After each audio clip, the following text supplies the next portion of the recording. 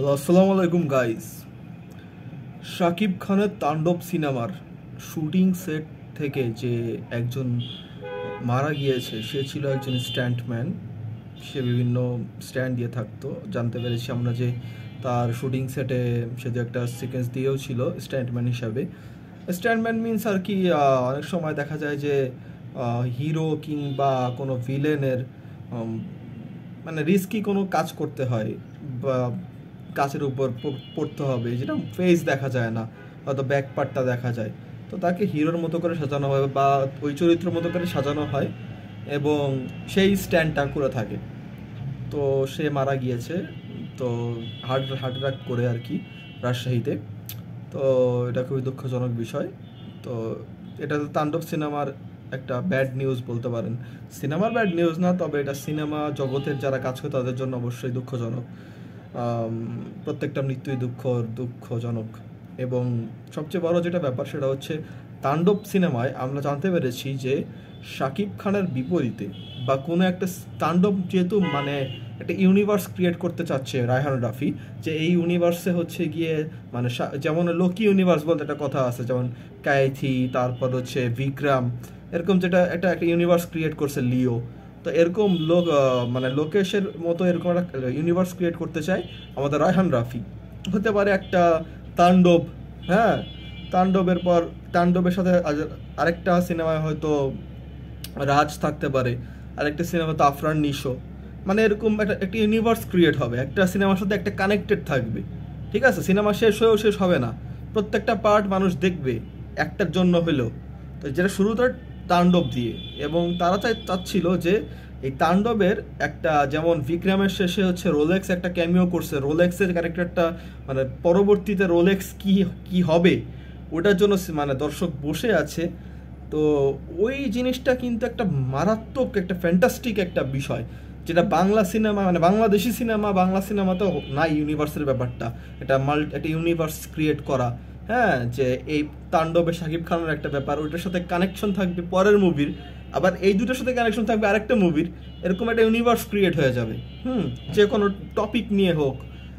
তো এই বিষয়টা কিন্তু আফরান নিশোর সাথে কোলাবোরেট করার চেষ্টা করছে, কিন্তু আমরা জানতে পেরেছি যে রায়হান রাফি চেষ্টা করেছে, আলফাই, শাহরিয়ার শাকিল চেষ্টা করেছে, কিন্তু শাকিব খানের তো ভাই, সে তো ভাই মেগা স্টার, সে কথা খুব কম বলে। সিনেমায় যেমন সাইলেন্স, একদম সে কথাও খুবই কম বলে। সে সাক্ষাৎকার দেয় না, সে ইন্টারভিউ মানে দেয়ই তো না বলা যায়, খুবই কম, খুবই রেয়ার কেস। সে এমনকি সে প্রমোশনও তেমন একটা করে না, সে মেগা স্টার, তার সিনেমা এমনিতেই চলে। তাও সে যতটুকু না করলেই চলে, ওইটুকুই করে। সেই সিনেমায় হচ্ছে গিয়ে তাণ্ডব সিনেমা একটা ক্যামিও হিসাবে আফরান নিশোকে ভাবা হয়েছিল, যে এর পরের আফরান নিশোকে নিয়ে পরে ওই এই ইউনিভার্সে আরেকটা সিনেমা আফরান নিশোকে নিয়ে তৈরি হবে। তো একটা ক্যামিও থাকবে আফরান নিশোর এই সিনেমার শেষে বা যে কোনো একটা জায়গাতে। কিন্তু শাকিব খান, তার আত্মসম্মানও লাগছে। কেন লাগছে? যদি ওই যে সো কল্ড হিরো এই পর্যন্ত থেমে যেত আফরান নিশো, তাহলে সমস্যা হইতো না। সমস্যাটা হয়েছে কি জানেন? সমস্যাটা হয়েছে হচ্ছে ওই হোয়াট এ শোতে আফরান নিশো অতীব জঘন্য কাজ করছে। আমিও তার একজন ভক্ত ছিলাম, নাটকের ভক্ত ছিলাম।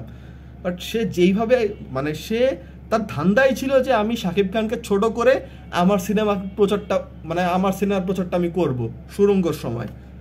অতীব জঘন্য নিকৃষ্টতম একটা, মানে একজন অভিনেতা কখনো এরকম হইতে পারে না। তার আইডল নাকি হুমায়ুন ফরিদি। হুমায়ুন ফরিদির চরিত্রের সাথে মানে মিলে না তো। হুমায়ুন ফরিদিকে মানুষের ব্যক্তি হিসাবে যেমনই হোক, তাকে মানুষ মানে অভিনেতার দিক থেকে আইডল মনে করে। তো আফরান নিশো কিন্তু পারলো না তার মানে সে যাকে আইডল মনে করে তার ধারে কাছেও যেতে। অভিনয় যে যেমনই করুক না কেন, একটা মানুষই বলে না, কথায় বলে না, আপনি রাজনীতিতে একটা কথা বলে, আপনার রাজনীতি আগে শিখতে হবে, তারপর রাজনীতি। তো আপনি যত অভিনেতা হন না, আপনার সেই ওই অভিনয়টা আগে জানতে হবে যে মানে ম্যানার্সটা, বড়দের যে একটা সম্মান করা, সিনিয়রদের সম্মান করা, বা যে সম্মান প্রাপ্য তাকে সম্মান দেয়া, এবং কাউকে ছোট না করা। সিয়ামকে দেখেন, রাজকে দেখেন, এই ইন্ডাস্ট্রির সবাই তো মূলত যারা ভালো অবস্থায় আছে সবাই তো শাকিব খানকে একদম, শাকিব খানের সাথে কারো মিলাই না। কিন্তু আফরান নিশো কিন্তু ওই টাইমে মানে সাইদ্দা আর কি গ্যাচালটা লাগাইছে। মানে আবার বলো, মানে জাস্ট রিডিকুলাস। তো দ্যাটস ওয়াই আমি মনে করি শাকিব খান ঠিক সিদ্ধান্ত নিয়েছে, কারণ মানে সে যদি হয়তো আফরান নিশো যদি মানে একদম মানে প্রকাশ্যে যদি ক্ষমা চাইতো যে আমার ভুল হয়েছে, আমি ভুল করে ফেলছি একটা, তখন তো শাকিব খান ভেবে দেখতো। কিন্তু আফরান নিশো কিন্তু এভাবে ক্ষমা চায় নাই, সে ক্ষমা চাইলেই পারতো। সে অনেক জুনিয়র শাকিব খানের চেয়ে ইন্ডাস্ট্রিতে, সে চাইলেই ক্ষমা চাইতে পারতো, কিন্তু সে ওভাবে ক্ষমা চায় নাই। সে বলছে এটা ভুল বোঝাবুঝি, কোনো ভুল বোঝাবুঝি হয় নাই। সে শাকিব খানকে অপমান করছে সুরঙ্গের সময়, অবশ্যই করছে, এটা যে কেউ বলবে ইন্ডাস্ট্রির। দ্যাটস ওয়াই শাকিব খান কিন্তু আফরান নিশো আলফায়ার অফিসে এন্ট্রি নেওয়ার সাথে সাথে বনানীতে 5 মিনিটের মধ্যে বা কয়েক সেকেন্ডের মধ্যে বের হয়ে গেছে। যখনই জানতে পারছে নিশো আসছে, শাকিব খান বের হয়ে গেছে অফিস থেকে। সো আমি যতটুকু জানতে পেরেছি, নিশো এখানে থাকছে না, সম্ভবত আমাদের বাংলাদেশেরই সিয়াম বা রাজ এই টাইপের কেউ থাকবে, অথবা কলকাতার বড় মানে অঙ্কুশ, দেবজিৎ, এদের মধ্যে কেউ একজন থাকতে পারে, বা অনির্বাণও থাকতে পারে, মানে এই টাইপের আর কি, মানে হ্যাভিওয়েট কেউই থাকবে, কিন্তু নিশো থাকছে না। এটা কারণ শাকিব খান যদি না বলে তার উপরে কথা বলার মতো কেউ নাই, কারণটা বুঝতে হবে, he is the mega star. তো আপনাদের মতামত কমেন্ট বক্সে অবশ্যই জানাবেন। আল্লাহ হাফেজ।